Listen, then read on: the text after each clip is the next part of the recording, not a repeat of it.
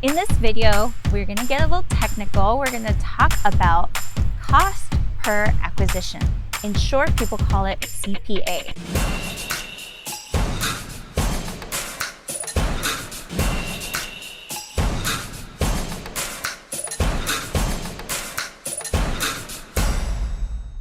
Let me just define for you in very simple terms what this means. What it means is how much it costs you as a business person to acquire a new customer. Someone who's never heard of you, not a referral source. It has to be they never heard about you. You send a marketing piece and they see you, they inquire, they become a customer. How much did that cost? So if we were to break that down to how that number is determined, one of the key factors is how broad of an audience you are targeting. For example, if you are an ice cream shop owner, your customer can potentially be anyone.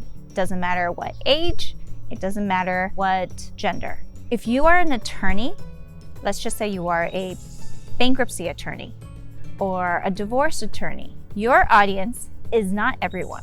Not everyone is dealing with bankruptcy or a divorce. It's a very specific situation that specific people are dealing with. And so when you get more narrow and more specific, the cost per acquisition is higher, as you can imagine. So on the ice cream side, it might cost $1 cost per acquisition to get someone aware of a promotion that you've got going on and have them come to your ice cream shop. But for an attorney, it could easily cost them $100, $200 cost per acquisition. So these are some things to keep in mind, and these are some things that you can't find out until you start marketing. So if you haven't started marketing and started measuring these things, I highly recommend you start doing that. If you had done some marketing in the past, go back and revisit some of the information. See how many prospective customers have come in and check to see how many of those actually converted into customer. Then you take how much you've spent in total. So let's just say you spent $100 and you got 2 customers. Well, your cost per acquisition is $50 per customer, keeping the math simple.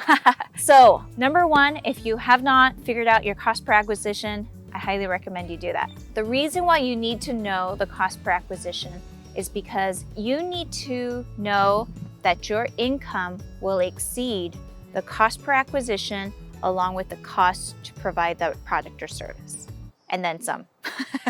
And if you don't, it's interesting because people will always calculate their income against the actual cost to produce that income. For example, an ice cream shop will always calculate, it costs me $2 for the cone and the ice cream, and I'm charging $4 for the customer. They don't realize that it costs $2 to acquire a new customer. They are at a break-even point and they make absolutely no profit on that $4 ice cream.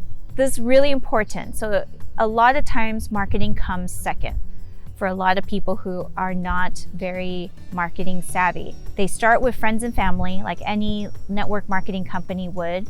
You always reach out to friends and family. So if you open up an ice cream shop, you spread the word through social media, through organic, through your friends and family, and you get income based on just your organic reach.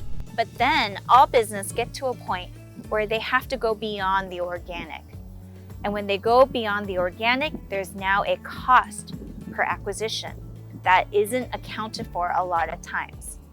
And so the reason why I'm bringing this topic up to you now is that the more you can plan for it and the more you're able to know what this number is, then you can make plans of adjusting and pivoting to make sure that this makes sense. So for example, if I were an ice cream shop and I realized, okay, it cost me $2 to make an ice cream, it cost me $2 to get a customer in the door, I'm not making money. So then what's my options? Well, do people usually eat ice cream by themselves? No, they usually come at least with one person, maybe a family, maybe a group of friends. So then my thinking is, if I can acquire that one customer, but offer some sort of a coupon for something percent off for multiple ice creams, wouldn't they bring their friends? So even if I gave them, a 50-cent discount per additional ice cream, now for every ice cream that's sold, it's $4 for the ice cream, $2 for the cost, 50 cents for the discount. Each additional ice cream now becomes profit. That one person took care of the cost per acquisition, and then now their friends are all profit. So that's one way where you're able to encourage more of a group purchase, a bulk purchase. A second option is a subscription model. You have those cards where you encourage them to come back. You come back 10 times and you get a free ice cream. So now you get a reoccurring customer. So it might have cost you money to acquire that customer the first time, but the next time he comes in, now you make the $2 profit. The next time he comes in, you make $2 profit. Is it worth giving him a free ice cream after 10 visits? It totally is. So that's another model that you can put in place to make sure you recoup that expense. There's a variety of different strategies that you should always keep in mind. Another thing too, if we move away from ice cream and when you're talking about digital products, is that always have a low, medium, high product that you're offering. So if you're selling a course for $100, $200, what's your high end? Do you have a high end? Because if you don't have a high end, you have to put one in place. You can't sell what you don't have created. And the longer you go without a high end, no one can see the value of the low end because there's nothing to kind of gauge what your high end offering is. And the high end offering is usually a little more personalized, one-on-one time with you. And it's always just a great offering to have because it might cost you $200 to acquire a customer. It's $200 for them to buy your course. You've now broken even. But if you offer a middle and a high end, now everything that they purchase after that is pure profit. If you don't have a high end, make sure you have one. So just to recap, first thing you do, figure out your cost per acquisition.